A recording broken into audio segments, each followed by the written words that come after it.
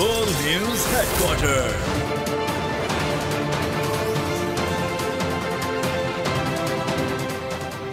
अस्सलामुअलैकुम। बोल news headquarters में खुशामदीद। मैं हूं फराज अहमद और मैं हूं आमना खटाना। हेडलाइंस आप जान चुके हैं। आज हम बात करेंगे तारीखी कामयाबी,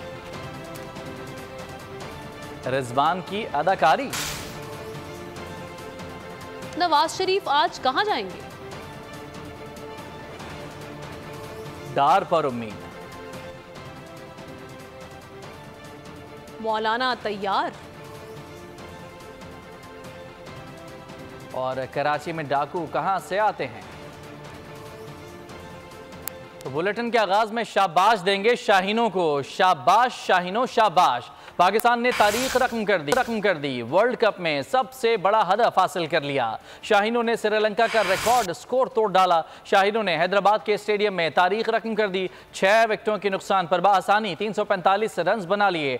man of the match Mohammad Rizwan करार पाए। हैदराबाद दक्कन के स्टेडियम में चौकों और छक्कों की बारिश। शाहीनों ने तारीख रकम कर दी। वर्ल्ड कप में सबसे बड़ा हदफ हासिल कर लिया। शाहीनों ने श्रीलंका का रिकॉर्ड स्कोर तोड़ डाला। 6 विकेटों के नुकसान पर बाआसानी 345 रन बना लिए। शुरुआत में पाकिस्तानी बैटिंग लाइन लड़खड़ाई। बाबर और इमामुल हक के आउट होने के बाद अब्दुल्ला शफीक और मोहम्मद रिजवान ने उम्मीद जगाई। दोनों की पार्टनरशिप में पाकिस्तानी टीम 100 का हिस्सा उबूर कर पाई। शफीक 113 रन बनाकर आउट हुए तो सऊद शकील ने मोहम्मद रिजवान का साथ दिया। सऊद 31 रन बनाकर पवेलियन लौट गए।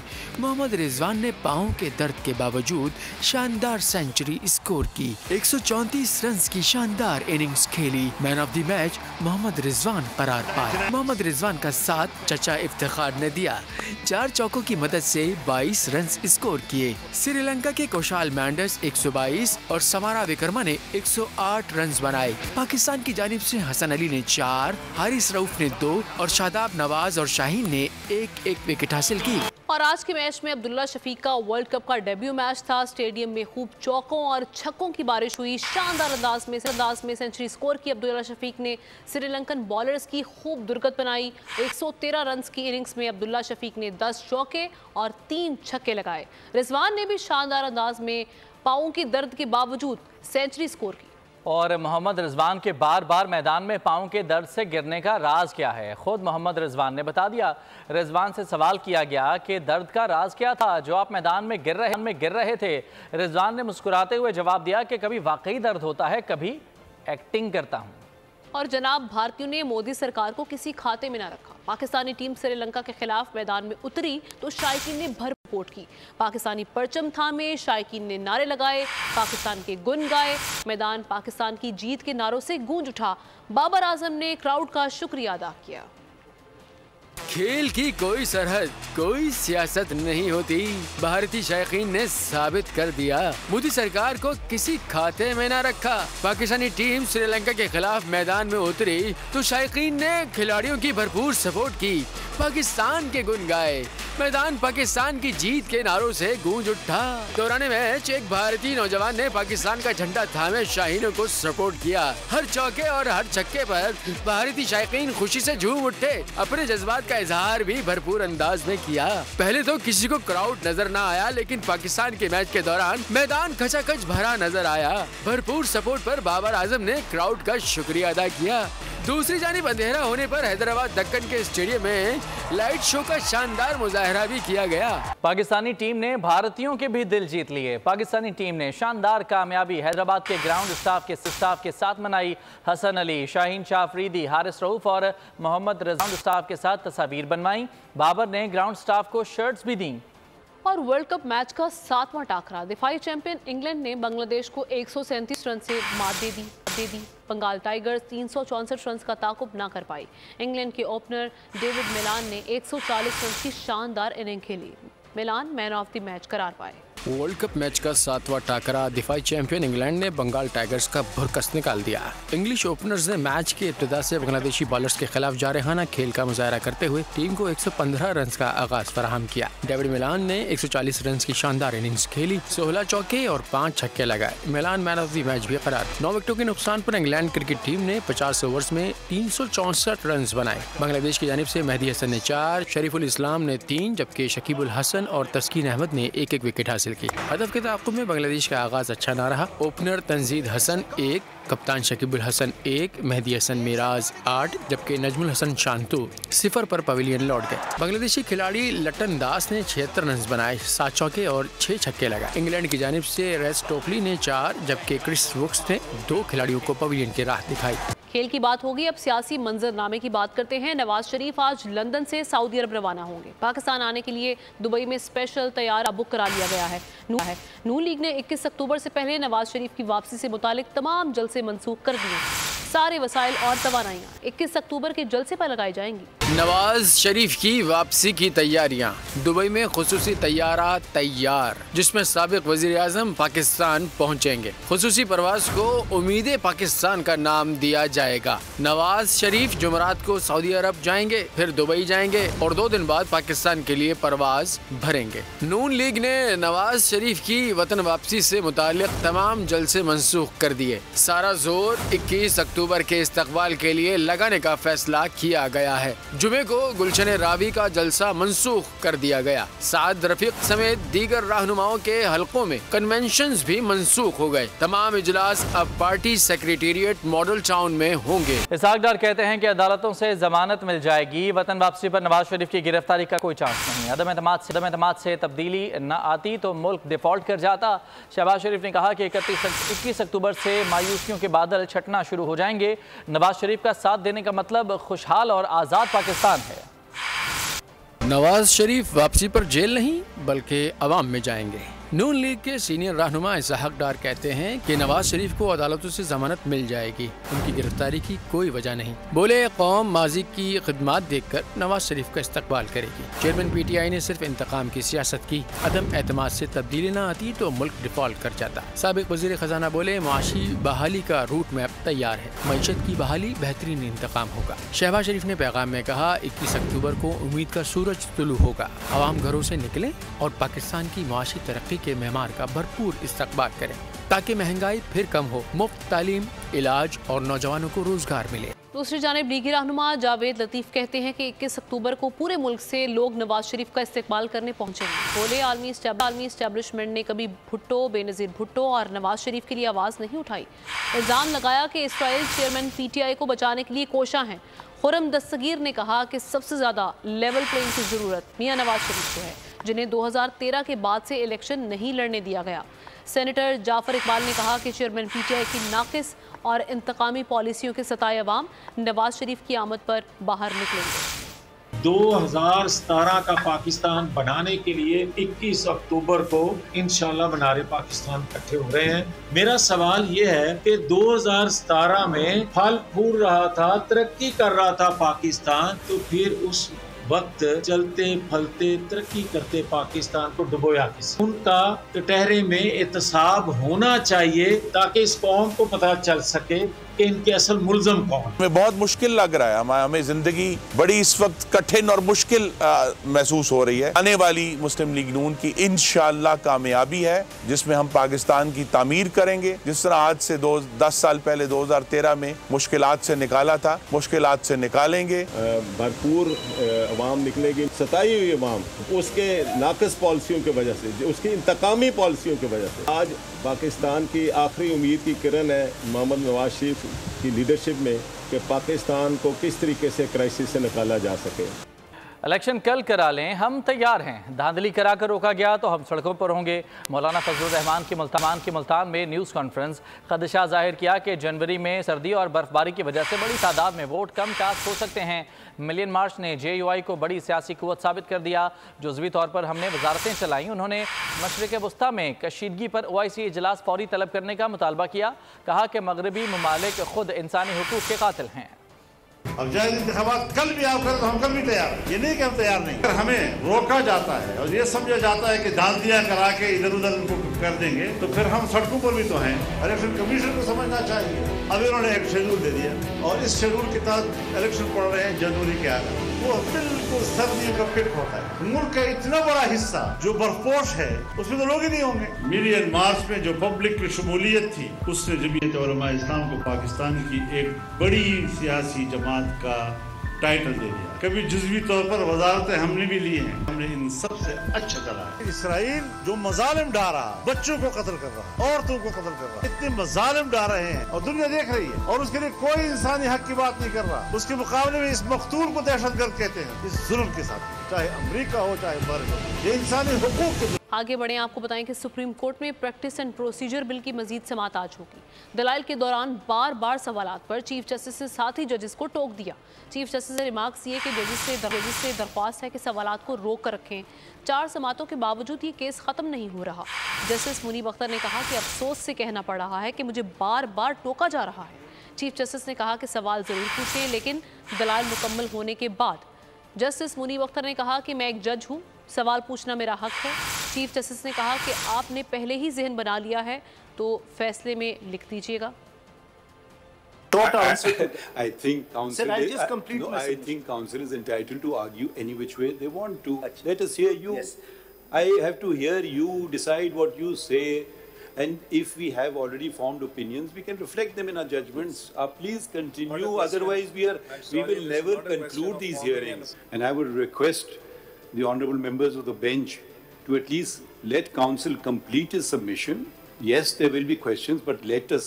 I don't know what you're going to say next. Okay, that's your argument, but you say that law. I don't know what you say. I still have to note it. Can you please complete your thought? So let me understand what you're saying. So then the question, I will understand the question also. Maybe I'm not so quick at understanding. Can you please complete your submissions from your own mouth? Let us hear it. My submission is that the word. Let me first ask up to whatever you said. Please, now. can you? I don't know. The question has to follow a submission. Please, can you conclude your submission, Mr. Faisal Siddiqui? Otherwise, we'll have to spend forever on this case. और MQM ने practice and procedure act की हिमायत कर दी। मुत्तहदा के वकील फैसल सिद्दीकी ने कहा कि act को अदालत की अंदरूनी अमूर में मुदाखलत के तौर पर नहीं देख सकते।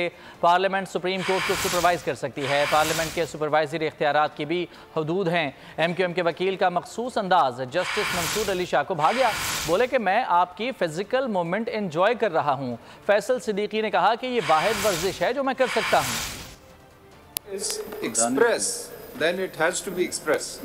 I can't read. Let me just explain the other 2 restrictions, and then I'll come back to this. I am really enjoying your physical motions. It makes me a little dizzy, but I'm really refreshing also. I'm sorry. No, it's okay. It's just on the lighter side. If you stop him, you won't be able to argue. No. I just find it very refreshing. Article 2. This is the only exercise I get, sir. दीगर खबरों में आपको बताएं कि DI Khan के इलाके कराची में खुफिया इतलात पर फोर्सेस का ऑपरेशन। 2 मुख्तलिफ कार्रवाइयों में 2 दहशतगर्द हलाक हो गए। ISPR के मुताबिक दहशतगर्द फायरिंग के तबादले में मारे गए दहशतगर्द इकराम सिक्योरिटी फोर्सेस पर हमलों में मुलव्वस था। दहशतगर्द पुलिस स्टेशन रोटरी में भी चेक पोस्ट पर हमलों में भी मुलव्वस था। मीरान शाह में फोर्सेस और दहशतगर्दों में फायरिंग के तबादले में दहशतगर्द मारा गया। हलाक दहशतगर्दों से असलहा और गोला बारूद बरामद कर लिया गया। वतन की मिट्टी पर जान निछावर करने वाले बहादुर सपूत सुपुर्द खाक बलूचिस्तान के ज़िला जोब में दहशतगर्दों से मुकाबले में शहीद होने वाले मेजर रजा अली शाह और हवलदार निसार अहमद की नमाज जनाजा अदा कर दी। जारी रखें, फौज पाकिस्तान मुकम्मल ताउन करेगी। आर्मी चीफ ने एपिक्स कमेटी के इजलास में इंतजामिया को यकीन दहानी करा दी। Army chief general Asim Munir ने गैर कर्मियों की रोकथाम के लिए ताउन की यकीन दहानी कराई।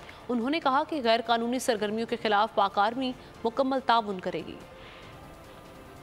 निगरान वज़ीर आज़म की ज़ेर सदारत बलूचिस्तान एपेक्स कमेटी का इजलास हुआ। कमेटी को नेशनल एक्शन प्लान इंसदाद स्मगलिंग और मनशियात ऑपरेशन पर ब्रीफिंग दी गई।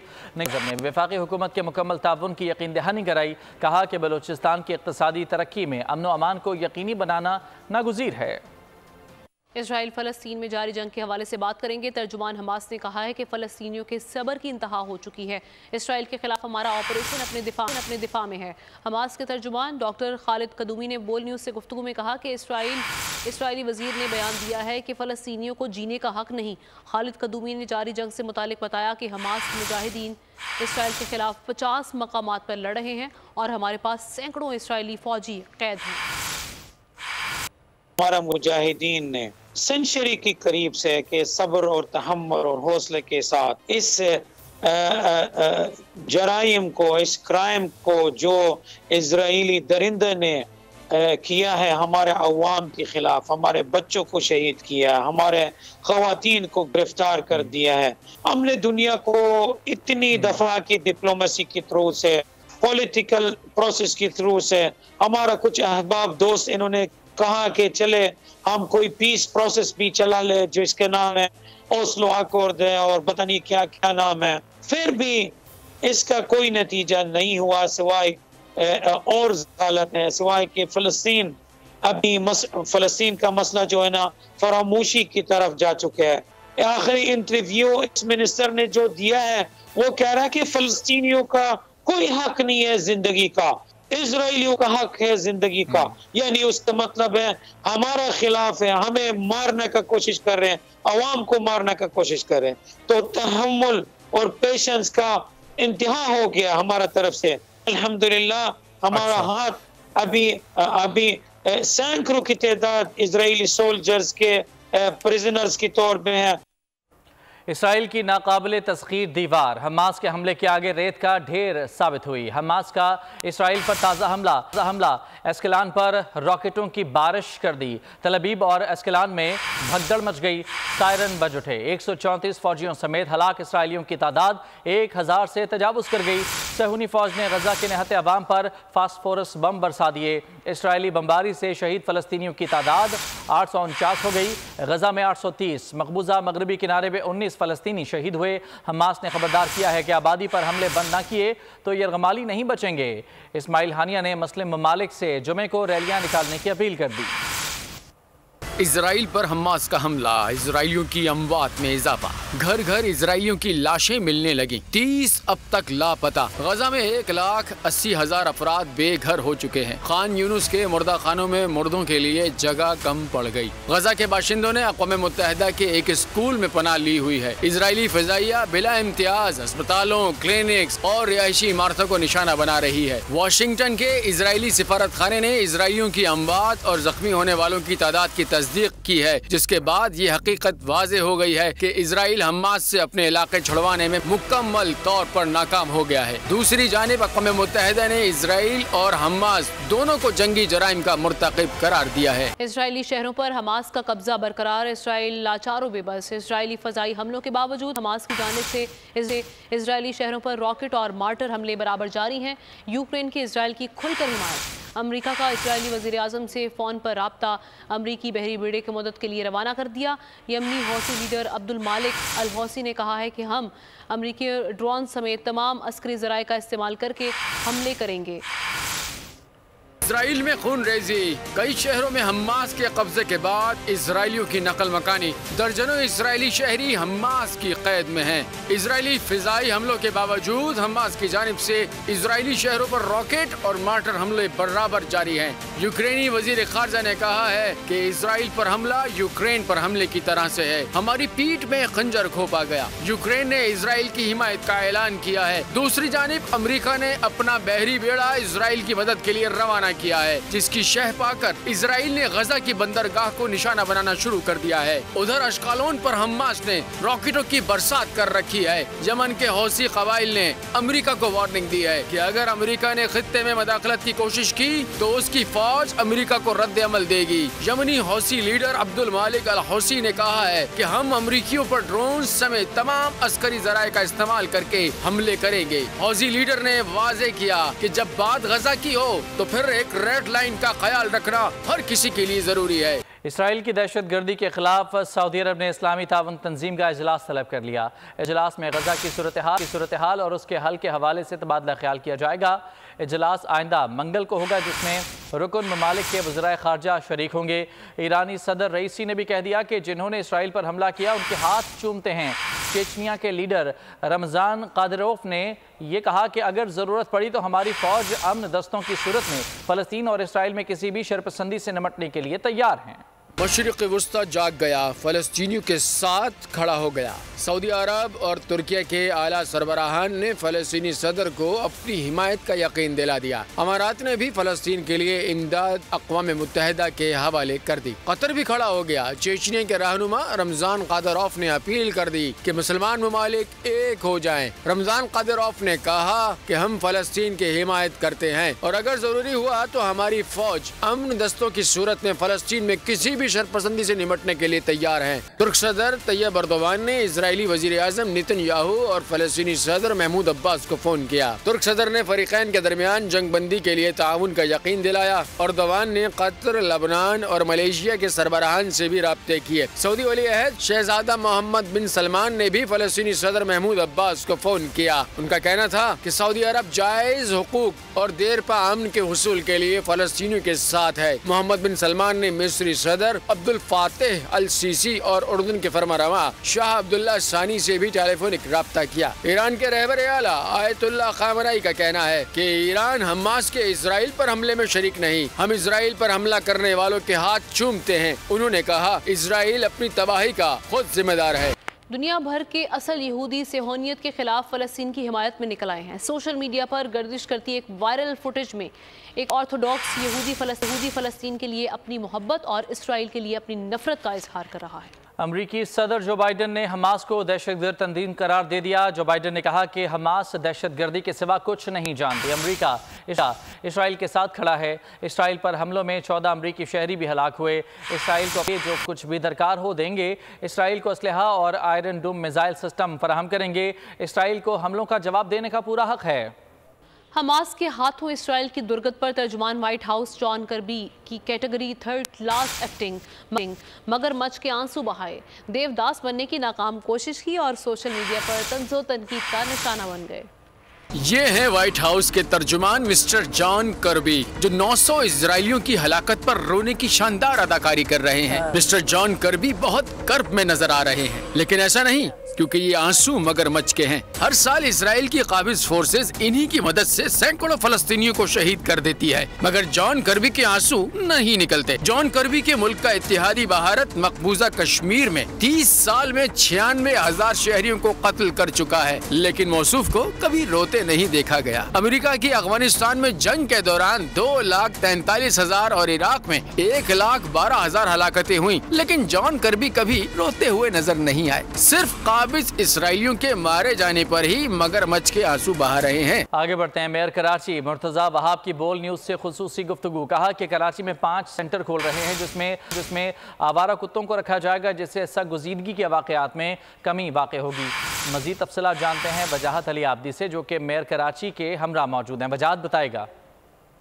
हाँ जी, देखिए शहर में काटने के वाकयात में दिन ब दिन इजाफा होता जा रहा है। मेयर कराची बैरिस्टर मुर्तजा वहाब इस टाइम हमारे साथ मौजूद हैं। इनसे जानते हैं कि सर बल्दिया उज़्मा कराची की जानिब से क्या इक़दामात किए जा रहे हैं। डॉग बाइट इंसिडेंट से बचने के लिए 2 पहलुओं पर काम करने की ज़रूरत है। पहला पहलू है कि इन कुत्तों की जो न्यूट्रिंग है वो की जाए, यानी कि वो उसके बाद अपनी पॉपुलेशन ना बढ़ा सकें। और दूसरा ये कि अगर खुदा न खास्ता कोई डॉग बाइट का इंसिडेंट हो तो बच्चे को या जो भी जिस शख्स को वो डॉग बाइट होता है उसको फौरी तौर पर जो एंटी रेबीज़ वैक्सीन है वो लगा दी जाए।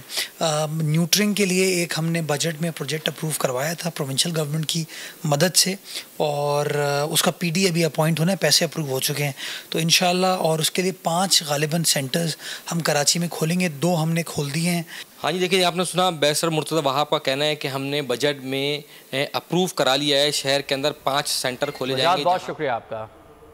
और मुल्क के सबसे बड़े शहर कराची में दाखिले के कितने रास्ते हैं और जराइम पेशा अफराद किन किन रास्तों का इस्तेमाल कर रहे हैं, इस सवाल का जवाब जानने के लिए देखते हैं कराची से नुमाइंदा बोल न्यूज़ नदीम अहमद की ये तफसीली रिपोर्ट।